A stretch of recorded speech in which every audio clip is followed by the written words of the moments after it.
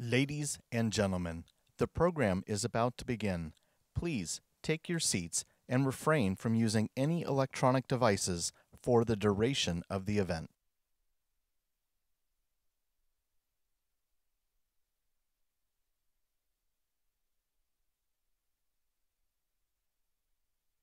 Ladies and gentlemen, please welcome Associate Justice of the Supreme Court of the United States, Amy Coney Barrett.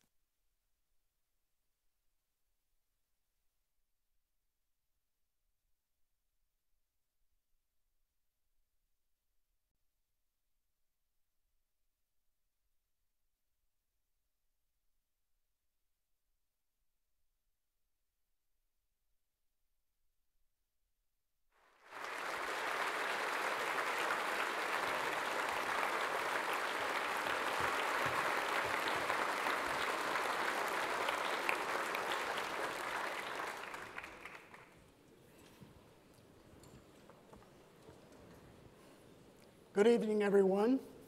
My name is John Highbush, and I have the honor of being the Executive Director of the Ronald Reagan Presidential Foundation and Institute. Thank you all for joining us this evening.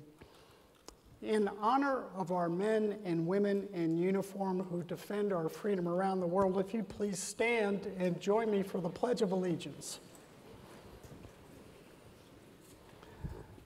I pledge allegiance to the flag of the United States of America and to the republic for which it stands, one nation, under God, indivisible, with liberty and justice for all. Thank you. Please be seated.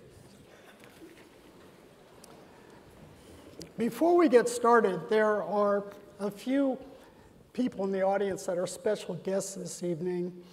If you bear with me, there are just a few. From our Board of Trustees, former Governor of California, Pete Wilson. Governor.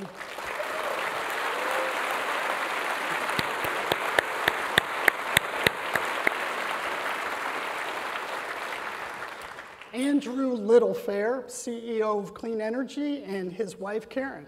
Andrew.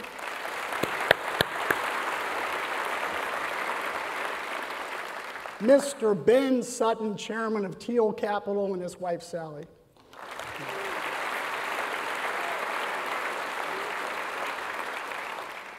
Jenny Ryan, wife of our chairman, Fred Ryan. Jenny, nice to see you.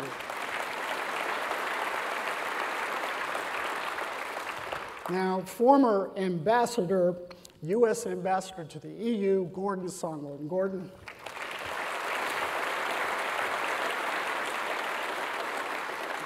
Here's a special one, former Congressman Elton Gallagher. Elton and his wife, Janice.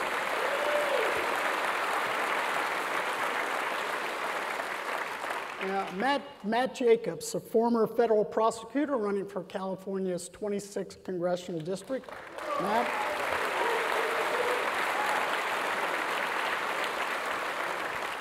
Just two more. Roger Zackheim, director of the Reagan Institute in Washington, D.C. Roger.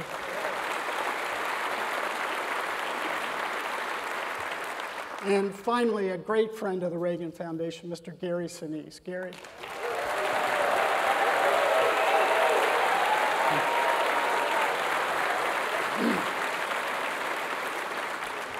So, as we get underway, a quick program note.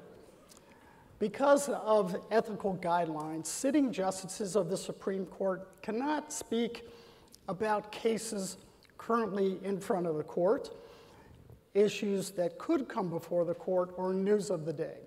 Now that's a lot of boundaries. It is often a delicate balancing act. It is why we are so appreciative that our special guest this evening agreed to appear here and share what she can with us. We are really excited to hear what she and Fred have to say. Speaking of Fred, it's now my honor to turn the program over to Fred Ryan, our chairman of the Board of Trustees at the Foundation and Institute. But before I do, just a few words about Fred.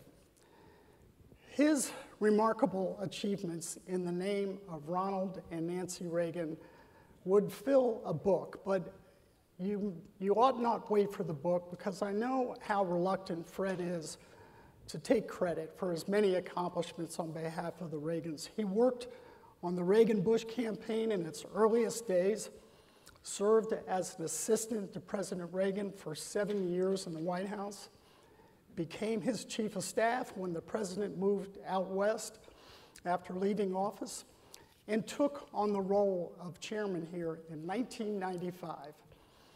I hope that those of you who might be new to this place have had a chance to take a look around. Fred was instrumental in the design and construction of the Reagan Library. President Reagan's Air Force One sits about 100 yards from here because of Fred. And so too does the famous Reagan pub President Reagan once visited in Ireland, brought here piece by piece right after Fred rescued it from certain destruction in Ireland. Now, Fred usually buys around for the audience after these events, but seeing how we have a sold-out crowd here tonight, I'm not so sure that I can promise that on his behalf. But ladies and gentlemen, would you please join me in welcoming the chairman of the Ronald Reagan Presidential Foundation and Institute, Mr. Fred Ryan.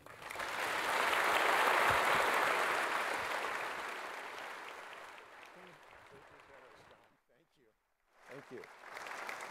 Well, thank you, John. After that very kind introduction, I know I at least have to buy you around in the pub. Well, good evening, everyone, and welcome to the Reagan Presidential Library. Thank you for joining us for what we know will be a fascinating conversation. And I'd like to particularly thank Justice Amy Coney Barrett for venturing out here to be with us this evening.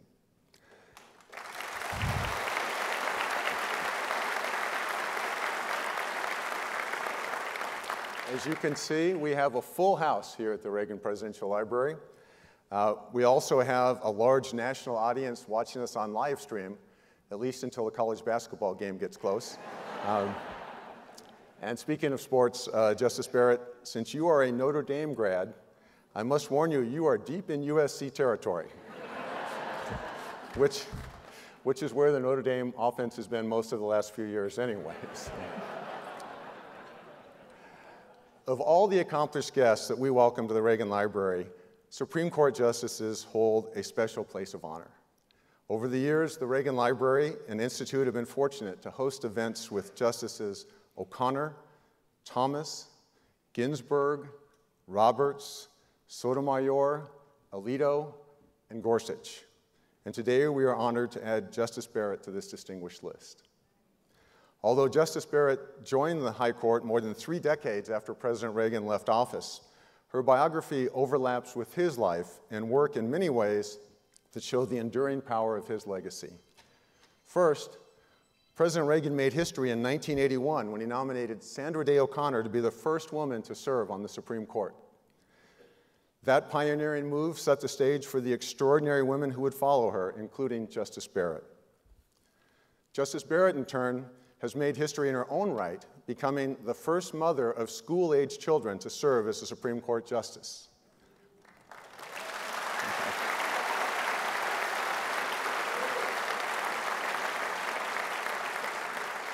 She and her husband actually have 7 children, which may be the best possible preparation for the High Court. After all, she's accustomed to wrangling a group of 9. Justice Barrett has also spoken eloquently of how 2 Reagan judicial nominees, D.C. Circuit Judge Laurence Silberman and the late Justice Antonin Scalia, were important mentors who influenced her own jurisprudence. During her Senate confirmation hearing, she said her time clerking for Justice Scalia taught her, quote, "More than just law, he was devoted to his family, resolute in his beliefs, and fearless of criticism." Now Justice Barrett is sharing these lessons with a new generation of young lawyers. Another connection to President Reagan may be less obvious. Of all of his film roles, President Reagan often said the one he enjoyed most was playing Notre Dame football star George Gipp in the movie Newt Rockne, All-American. And that instilled such an affection for Notre Dame and the president that as one White House aide said, in his heart, that's where Ronald Reagan thinks he went to school. So we are quite certain that if President Reagan could be here tonight, he'd be thrilled to welcome a real Notre Dame alum to his library. We're delighted to have you here, Justice Barrett, and look forward to our conversation with you. Ladies and gentlemen, please join me in welcoming Associate Justice of the Supreme Court of the United States, Amy Coney Barrett.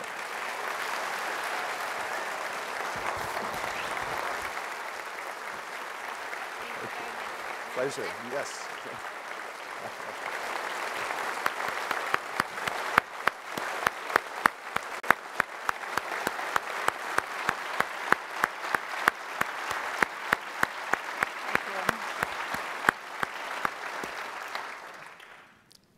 Well, thank you for joining us this evening, Justice Barrett. I should say, in terms of full disclosure, although I am a non-practicing lawyer, I am a member in good standing of the Supreme Court Bar. And at least at the beginning of the evening I am. I hope by the end of the evening I'll be in the same condition. I hope concern for that curbs any questions that you may ask that are out of line. Well, here we are at the Reagan Presidential Library, and we were thrilled to be able to give the chance for you and to see the library this afternoon. And I was just wondering, if I have done my math right, you were a third grader when Ronald Reagan was elected president, and you were a high school student when he left office. Mm-hmm. And I was just wondering if you could share some thoughts on what it was like being a young person and growing up in Ronald Reagan's America. So I was in third grade in 1980 when Ronald Reagan was elected. And in our third grade classroom, as in many grade schools across the country, every time there's a presidential election, we held a mock election. And Supreme Court justices can't talk about their politics past or present, so I won't tell you what my 9-year-old self, what vote I cast in our mock election. But it's the first election that I have any consciousness of, because I was in school at that point, and we did this election, and I paid some attention to it.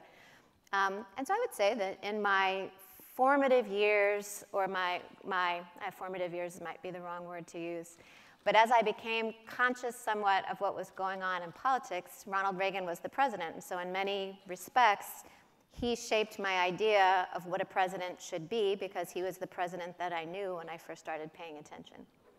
Terrific. Well, we're so glad that you could see the library and hope you'll return again.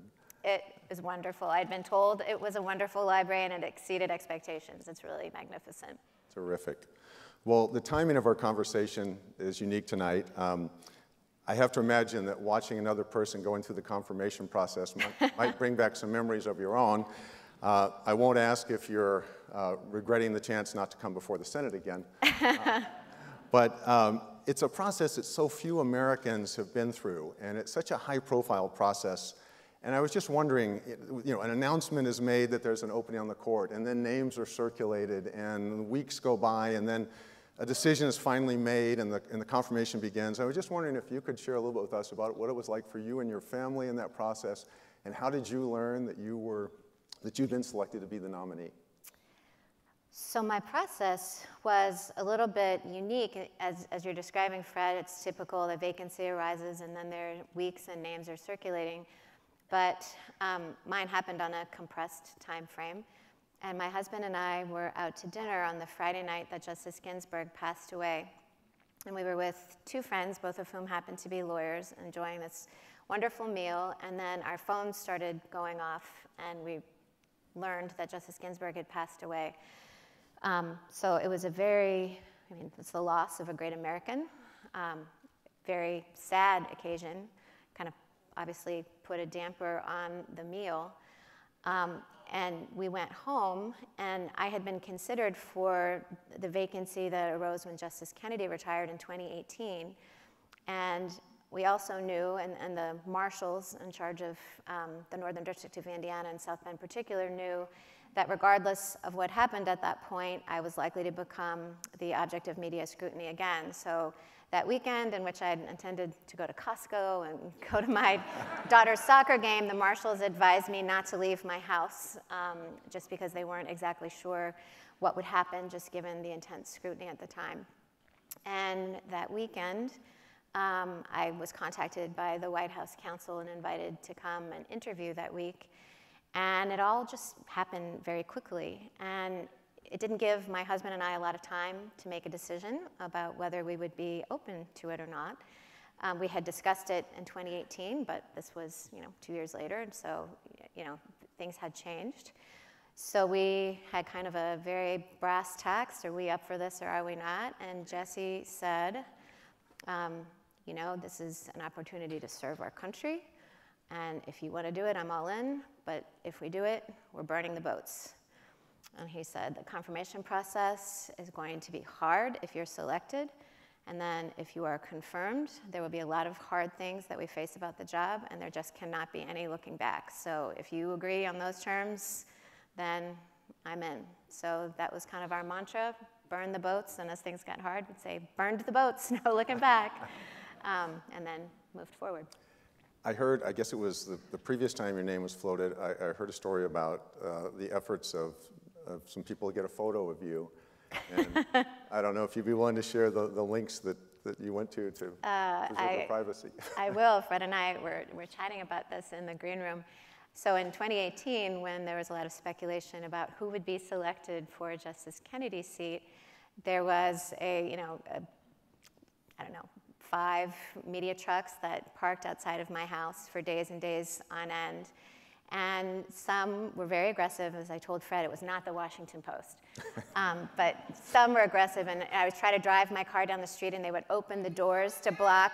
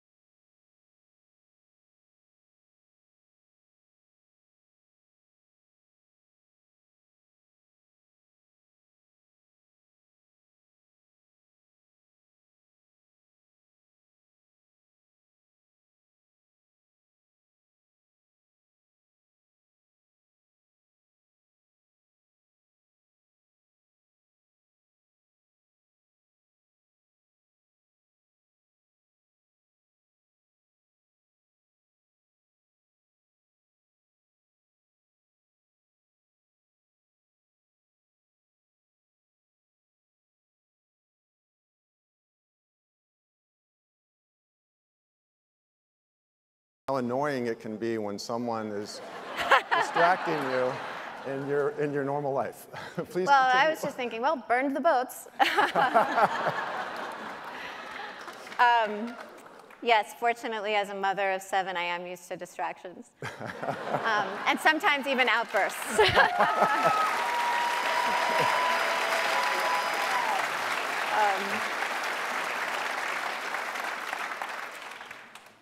So, you want me So to this was about the effort to get a photo of you. Yes. So one Sunday morning, usually the media trucks would show up around 8, and it was a Sunday morning, and I was going to head to Mass, and so I left the house before I thought they were going to come. And one showed up, and I led them on a chase through the neighborhood because I really didn't want to be followed. Was very proud of myself because I managed to shake them. I was confident. Parked the car at our church, and when I went to go walk in, I saw one of the Suburbans that I recognized from outside of the house coming through the other way. So I spent the whole time, I was telling Fred during the service, plotting how I could escape without giving the media the satisfaction of a picture of me outside of a church. I made an exit out of a side door before it was over that I had never exited before, and it turned out there was a reason for that. It didn't actually exit out, but it rather went into the priest's private residence, the yard. And so I'm standing there, I'm in the yard, and there's a fence, and so I faced a choice. I could either hop the fence or I could go back out the front and give them this picture. So I decided in my high heels to climb the fence so gracefully. And when I dropped out on the other side, I see our associate pastor who says, "Amy, what are you doing in our vegetable garden?" But he turned out to be a great co-conspirator, and Father Dan helped me make my escape without giving them that picture. So.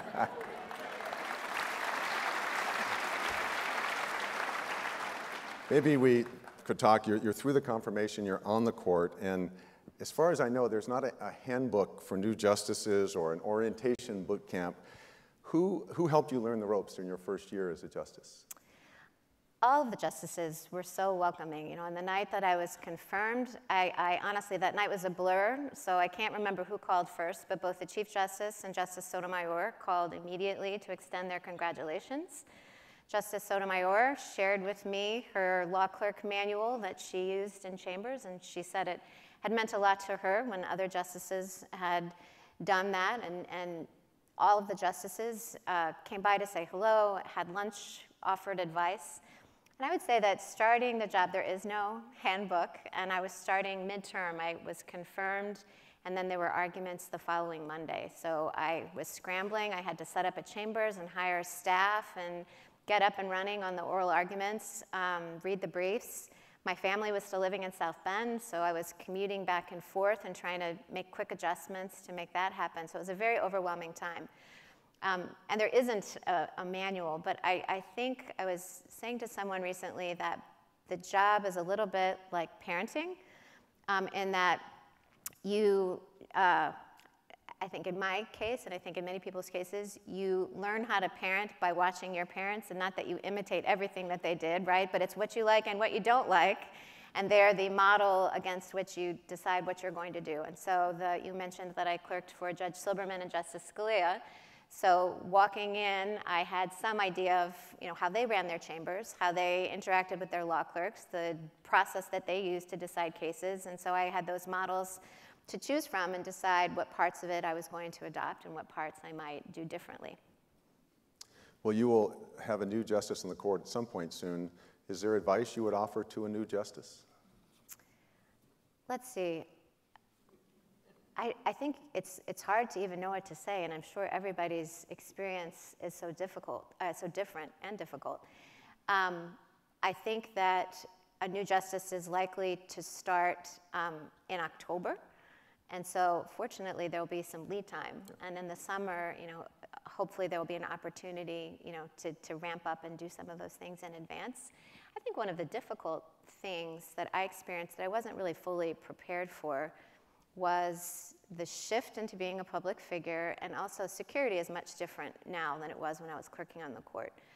Justice Scalia did not have security. We all have security details, and that's different. And so I have actually thought about what would I say to a new justice and what to brace for. And I think those are some of the things that are hardest. I came by a quote by you back in your days when you were a clerk at the Supreme Court. It's about the Supreme Court cafeteria. And your quote was, "It was not a place you would choose for a date night." Have you had a chance to improve it since you arrived? I don't remember saying that, but it certainly is true. It would not be a date night destination, or it would be a very brief relationship if it were. It is tradition of the court that the junior justice serves on the cafeteria committee. And justices who have been my predecessors have given such contributions to the cafeteria as Justice Kagan proudly contributed a froyo machine, and Justice Kavanaugh notably brought pizza to the cafeteria. Justice Breyer did yeoman's work for 11 years because he was junior justice for the longest stretch in recent times. But I had, I think it's good luck of coming in during COVID when the cafeteria was largely closed. So I didn't really have much opportunity. I never went to a single committee meeting. And I also had the good fortune of coming in. I did have some ideas of what I would want to do. I thought it would be great to have a Starbucks bar. And that was what I was thinking. We're going to have Starbucks coffee because the coffee had not been very good. But it turned out there was a beautiful renovation of the cafeteria that was done right before I began. And we have Starbucks. So come visit our cafeteria. I still would not call it a destination for date night. But it really is very lovely. And I had nothing to do with it.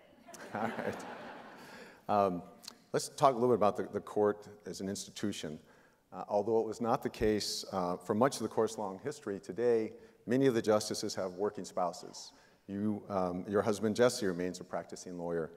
What do you see as some of the challenges of balancing two careers when one is in service to the Supreme Court?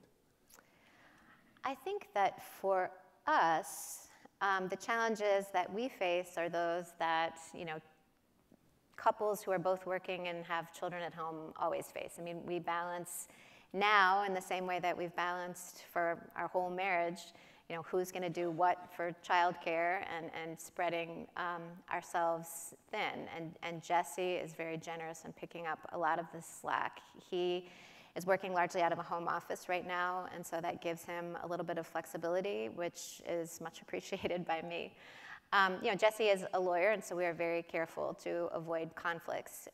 Not all justices who have working spouses have spouses who are lawyers. The chief does, although his wife is no longer actually practicing law. So it's something that we're very conscious of and very careful about. But I think we're living in a time when we have a lot of couples where both are working, and so I think that the court and society has to adjust to expect that. Do you think there should be court guidelines on what working spouses should and should not do? I don't think most of the spouses would be very happy about those guidelines. Certainly when I try to give my husband guidelines about what to do and not to do in the house even, that doesn't go over very well. No, I mean, the court is very, like I said, everybody's very attentive to those kinds of things. So. One thing that a lot of people think about the Supreme Court is that in order to be a justice, you have to have either been a judge or even be a lawyer. But that's not the case. Do you think it should be a requirement to be a lawyer to be on the Supreme Court, or is there another profession that would prepare people well for that? Well, that's an interesting question. I mean, it's not a constitutional requirement, that you have to be a lawyer. It's very difficult for me to imagine someone being able to serve successfully on the Supreme Court without being a lawyer and having some familiarity with the law. Interestingly, though, it's only in more recent times that everyone who has served on the Supreme Court has had a degree from a law school. Justice Robert Jackson, who is one of the most notable Supreme Court justices, was the last justice to serve on the court, having earned his law degree through an apprenticeship. He didn't actually have a degree from a law school. I think it's certainly not the case that all Supreme Court justices had to have served as judges first. Elena Kagan, my colleague, was not a judge before joining the Supreme Court. She'd been the dean of Harvard Law School, she'd been Solicitor General of the United States, but she had not been a judge.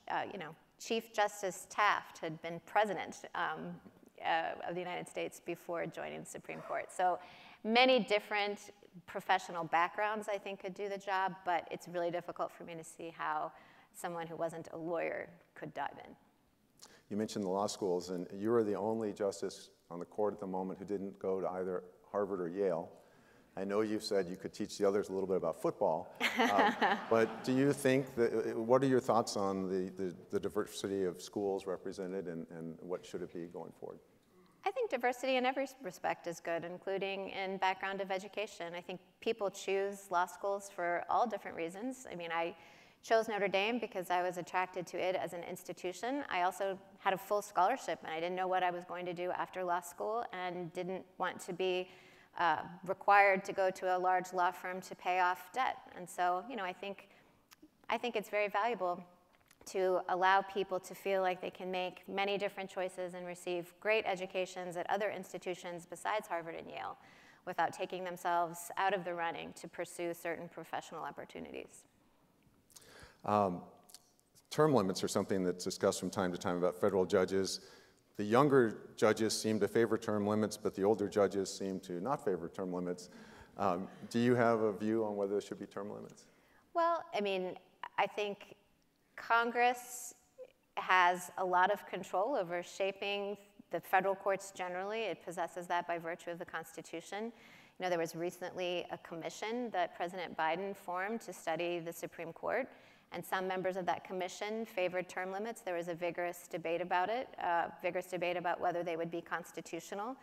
And it is a question of public policy on which there's a debate about the constitutionality of it, so I can't express an opinion about it. I feel like I'm at a confirmation hearing, you know, I can't say one way or the other. Hey, those guys are 20 years older than I am. But I do think that the conversation, you know, that the Supreme Court Commission had about it is an interesting one if people are interested in some of the pros and cons. I refer you to that. Do you have a view on how long someone should stay on the court? No, I think it's a very personal decision. I think it really depends. I mean, people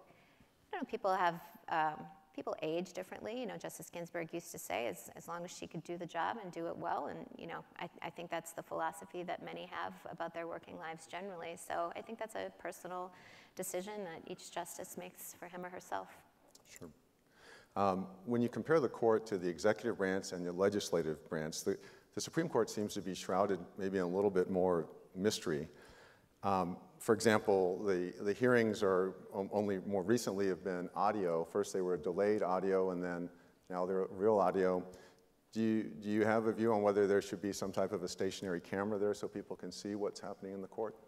So the idea of having cameras in the Supreme Court is one that comes up a lot, you know, and I was asked about it at my confirmation hearing, and it's certainly not something that any one justice has the authority to decide. I mean, that would be something that was decided by consensus, or I assume maybe the chief could do that on his own. But I think, you know, because it's the kind of thing that I can't do unilaterally and would be a matter of internal deliberation, I won't express an opinion on it, but one thing that I would throw out, I mean, I think when people imagine cameras in the courtroom, they imagine a fly on the wall. And so you imagine being able to have a camera that nobody can see that's there, that's just a window into what's happening in the court. But I guess I would say, in thinking about all of the pros and cons of cameras in the courtroom, one thing to think about is that, you know, people don't behave the same when they know that there's a camera there than they do if there's a camera not. And so if what we want is to allow the American people to see what is happening in the court, in many ways the audio, you don't need to see our faces. In many ways the audio really gives that window, whereas the camera would risk, I think, changing the nature of the proceedings. And that's not to say that, you know, maybe that trade-off is worth it, but I don't think that piece of the trade-off gets focused on as much. And I think as institutions go, I think, Fred, you're right that the court is shrouded in some secrecy because internal deliberations, you know, happen privately rather than in debate on the floor, say like in Congress, although they happen privately in, you know, the executive branch and some parts of Congress's work as well. But we're very transparent with respect to our reasoning, our decisions, our opinions are published, and all of our reasoning is laid bare. And the courtroom is open to the public in non-COVID times. We're still closed to the public right now because of the pandemic. So we do want the American people to see our work, and we try to show our work. I think cameras is just a uniquely tricky issue. Mm-hmm. Speaking of opinions, this term the court will likely issue opinions on some high-profile, emotional subjects that, regardless of how they're decided, there will be a certain segment of people who are disappointed and maybe even angry. When we live in a time where institutions are always under attack and being diminished, how does the court preserve the integrity of the institution and retain the respect and dignity that it deserves? So I think that writing the opinions, and I think I would urge all engaged and interested Americans to read the opinions. I know that, speaking for myself, and I've heard several of my colleagues say, as well as colleagues on the lower courts, that when they write opinions, they try to write them in a manner that would be accessible to informed Americans. And I think, you know, when Congress enacts a law or something that's driven by policy, you just have the bottom line. Yes, cameras in the courtroom, or, you know, pick your topic of the day. There's no explanation or reasoning behind it because it's just the result that matters. But that's not how the court works. It's not just the result that matters. And I think that you can disagree with the result passionately. I used to tell this to my students in constitutional law. You know, I would ask them on the first day, I would give them a couple of the court's big cases, like Citizens United or Heller, which was the Second Amendment case, or Roe versus Wade, and I would ask for a show of hands on who thought the court was right or who thought the court was wrong with respect to each of those cases. And you know, you'd get shows of hands and people felt passionately. But then if I asked who, and these were first-year law students, if I asked who had read those decisions, there weren't a lot of hands going up. And in their defense, you know, they had not yet been assigned in class, so that wasn't a comment, it was the first day of class. But I think it's one thing, and certainly I, you know, even serving on the court, have opinions about the results of decisions, but justices aren't deciding cases. No judge is deciding a case in order to impose a policy result. They're trying to make their best effort to determine what the law requires, what the Constitution requires, what statutes require. And so I guess I would say that it's perfectly fair game to say that you dislike the results of a case. And it's also perfectly fair game to say that the court got it wrong. But I think if you're going to make the latter claim, that the court got it wrong, you have to engage with the court's reasoning first. And I think you should read the opinion and see, well, does this read like something that was purely results-driven and designed to impose the policy preferences of the majority? Or does this read like it actually is an honest effort, a persuasive effort, even if one you ultimately don't agree with, to determine what the Constitution and precedent requires, you know, as applied to a particular problem at hand? Somewhat related to that, I know you've spoken out about concerns that the court not be viewed as a partisan body. Mm-hmm. What can the court do to correct this perception? Well, I think the opinion writing process actually, I think, is part of it. I mean, I think the court, and I'm saying the court, but what I'm saying is actually equally applicable to all federal courts, is accountable in its reasoning. Courts, and I think actually this is the measure, I think this is the standard by which the American people should judge the court. Is the court laying out its reasoning? Is its reasoning that of a political or legislative body, or is its reasoning judicial? Is its reasoning from all of the traditional tools that inform our body of precedent, you know, prior cases, statutes, the Constitution itself? So I think that's a big part of it. I also think that the way that justices write opinions in measured tones, I think is important. And I think the way that justices talk about the court and relate to one another, the court truly is very collegial. And even when we disagree with one another about the results of a case, how a case should be decided, the reasoning of a case, you know, we always, I've been honored to be part of the institution, and I have been really grateful for the tremendous collegiality and respect that the court shows, members of the court show for one another. And I think Americans would all be better off if we all showed that level of respect, even for those with whom we disagree.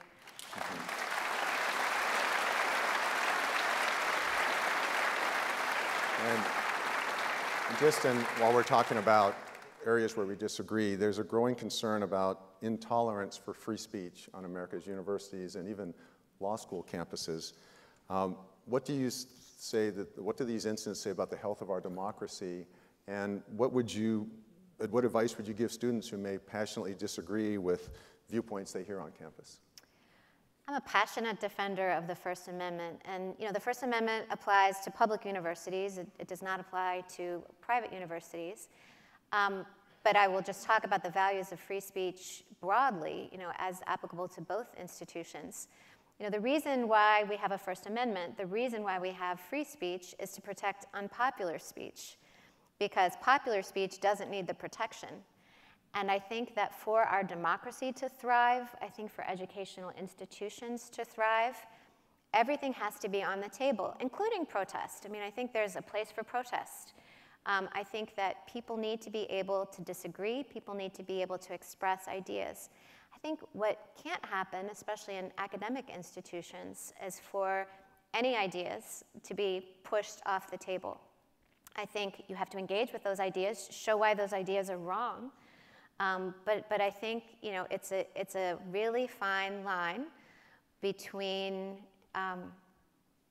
opening students' eyes to the full range of our lived experience as Americans, to the full range of the opinions that they will encounter in the world, you know, as engaged Americans, and protecting each other's feelings. And to be clear, I do think that, you know, we do need to protect one another's feelings. And I just spoke a moment ago about civility and discourse. And so I think that's actually one way to foster free speech, is to try to foster civil discourse in which people are able to express their views in a way that is not threatening or hostile to another side. But I really think, you know, especially for law schools, you're training lawyers who are supposed to be engaged in debate. And so to shield lawyers from any kind of debate, shield budding lawyers from any kind of debate, I don't think, you know, as a law professor to my bones, I think is not a good model for education.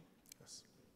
Well, as a former professor, I know I've heard you may be writing a book. I was wondering if there's anything you could tell us that would inspire you and what the book might be about. Sure. So, you know, the meat of the book is my project for the summer, once the term is at an end. But I decided to write the book really because I was a professor. I loved teaching, and it's something that I continue to do. I haven't given it up. I'm still teaching a class at Notre Dame. I think that, as some of the questions that you've been asking me tonight, Fred, reflect, I think people are interested in the court, and I think the court is an important institution to our republic and to our way of life. And I think educating Americans or offering a window into the court for Americans is a valuable service. I think more people should understand what the court does. You know, after my confirmation hearings, I got a lot of questions from friends, including faculty members in other departments outside of the law school at Notre Dame, and engaged, educated people that reflected that there's a lot that people don't know about the court, even though they generally follow things. Like, you know, many people thought that the court could just decide whatever cases it wanted, like, you know, wake up one day and say, hey, I think I'll take on, you know, the constitutionality of gay marriage. You know, and that's not how it works at all. You know, the court waits until cases come to it. So on a number of different items like that, I felt like, wow, many of the letters that I got from people around the world, questions from people I knew, showed that there was a hunger to know more about the institution that is the Supreme Court. We hope you'll come back on your book tour and talk about it. One thing I think a lot of people don't know about the Supreme Court, but I was fortunate enough to have had a tour by one of your colleagues, and they're very proud to show you that above the court chambers is a basketball court, which they describe as the highest court in the land. Have you had a chance to shoot some baskets there, or do you have something else you do for your exercise routine? As my children who have played horse with me will attest, I'm not a very good shot. So I have not thrown baskets myself up at the court, but yes, I've been up to the highest court in the land many times, and it is always a highlight of everyone's tour. My children have gotten to play basketball on the court. You're currently the youngest person on the court, and this institution will certainly evolve on the years that you're on the bench. Mm-hmm. If you were to come back here many years from now, where would you hope to see the court evolve? What would you like it to look like then? Let's see. It's hard. That's a very hard question to answer. I guess I would hope that in some ways it didn't evolve too much. I think, as I mentioned before, the court is a very collegial place. I hope that doesn't change. The members of the court are engaged, even though, you know, we have different judicial philosophies and may reach different conclusions. The members of the court are all engaged in an earnest and sincere and serious effort to do their best by the Constitution and by the American people, and I hope that doesn't change. The court is growing increasingly diverse and including people from all walks of life, and I hope that doesn't change. I hope that continues. You know, the court is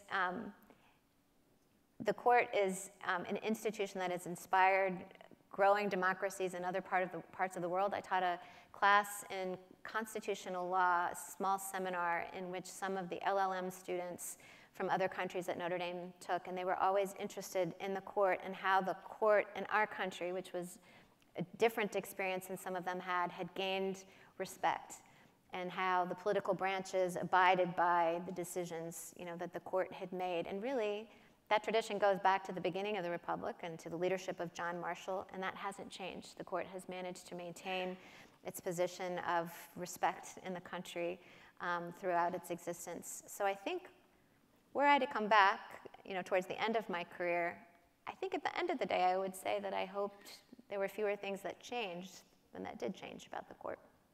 Well, one thing that you encountered during your arrival on the court, unlike any other justice, was during the pandemic and the limitations that COVID placed. How do you think the pandemic affected the court? And as we all try to figure out what the world will be like after the pandemic, do you have any thoughts on how the court might be?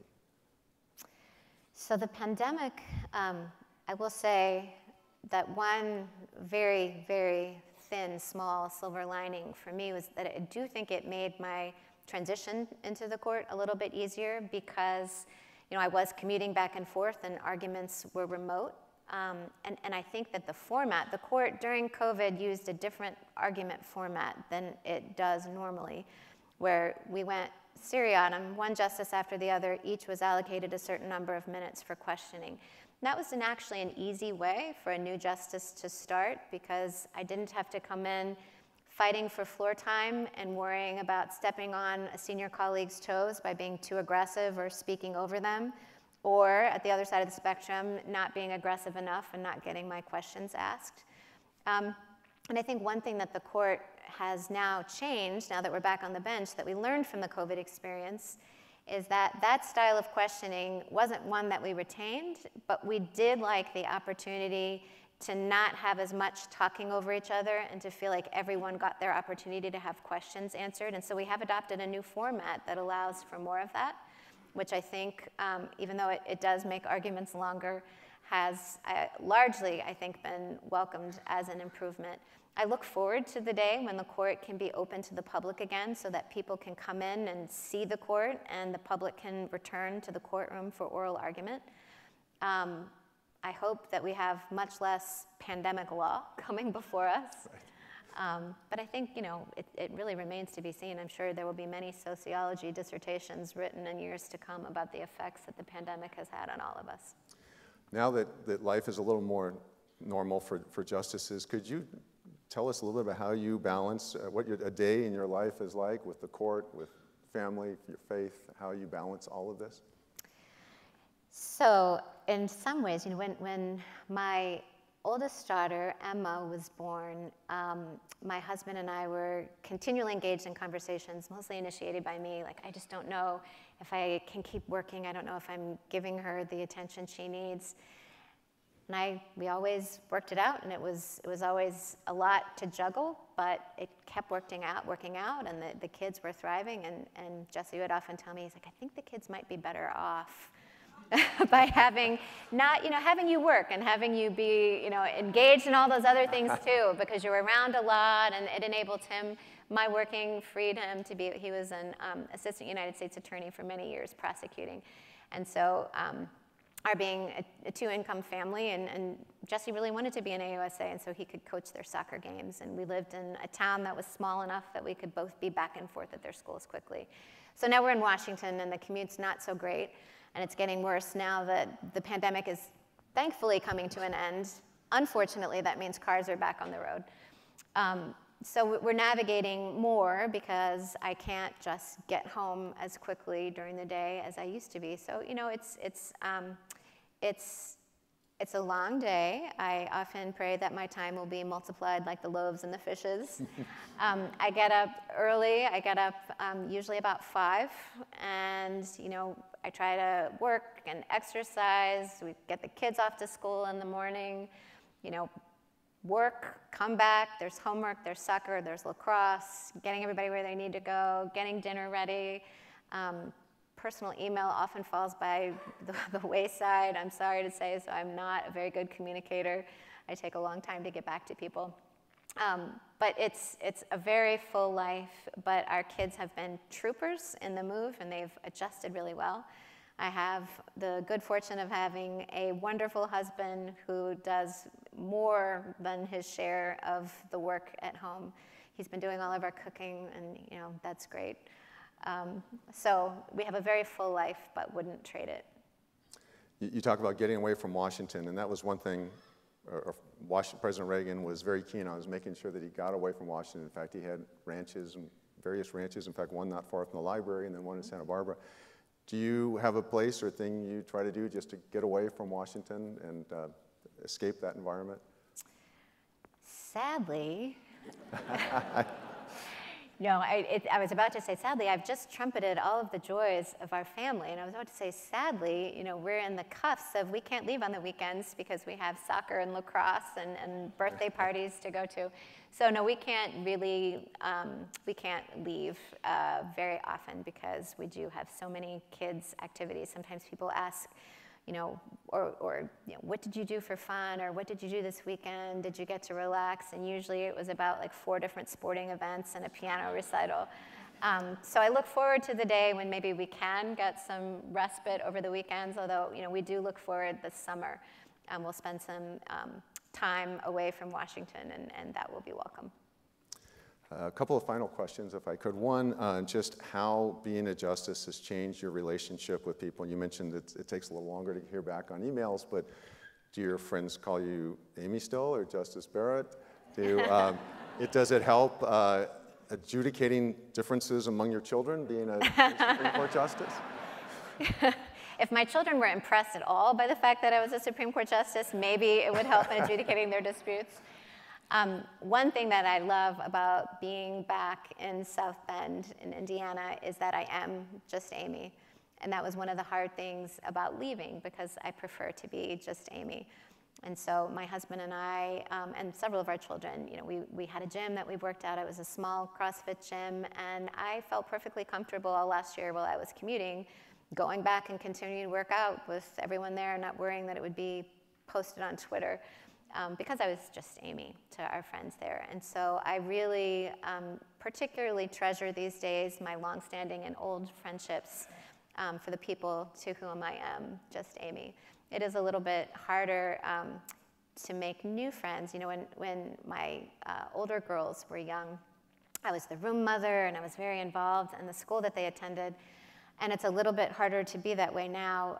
In this fall, I was chasing around our youngest son, who has Down syndrome, at a fundraiser, just an outdoor fair for the school that our youngest daughter is attending. And I'm chasing after him. None of the other family was there. Jessie wasn't there. And a very sweet mom at the school came up to me and said, "I just thought I'd introduce myself to you because I bet a lot of people don't talk to you." Which was true, and it's not out of hostility. I think people probably just feel a little bit weird, even when I have my hair in a ponytail and I'm chasing a child around the playground. So there is a different barrier to relationships and and making new friendships than there has been at other parts of my life. Well, as you saw when you visited the library this afternoon, one thing that was very important to President Reagan was it to be about the future, not about the past, but about the future and inspiring future generations. And looking around this room, there are a number of young lawyers and future lawyers here, and I would wonder, is there anything that you would say about how you would like your work and your life to be an inspiration for future generations?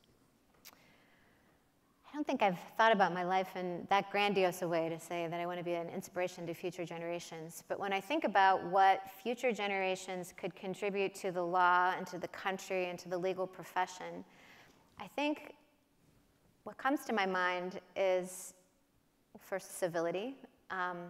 Lawyers, it can be pejorative when people find out you're a lawyer and they think that you want to argue and nitpick. I think lawyers have a real opportunity to show how one can disagree and debate with another person without having it devolve into being ugly. I think lawyers have a role in being able to elevate the civility of debate and collegiality. I think that we as a country have to maintain respect for the rule of law and not become cynical and think that there is nothing to the rule of law. And so I would say to aspiring lawyers, please do that. Please don't be cynical about the law. Please take the law seriously and study the law seriously, and then take civic education. Take civic education seriously. I think even in social situations, even when you're at cocktail parties and you're talking about the law, talking about things that the Supreme Court has done, talking about decisions, talking about it in an intelligent way that respects the rule of law and shows how people can debate and disagree without having it disintegrate relationships, I think is a contribution that I hope lawyers will make in the future. That's great advice for all of us, even older lawyers.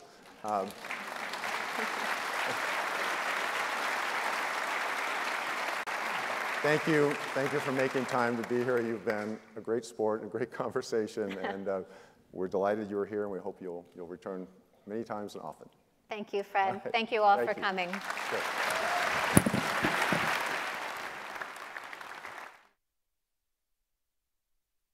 Ladies and gentlemen, please remain seated as our special guests leave the building. Tonight, we will be dining in our Air Force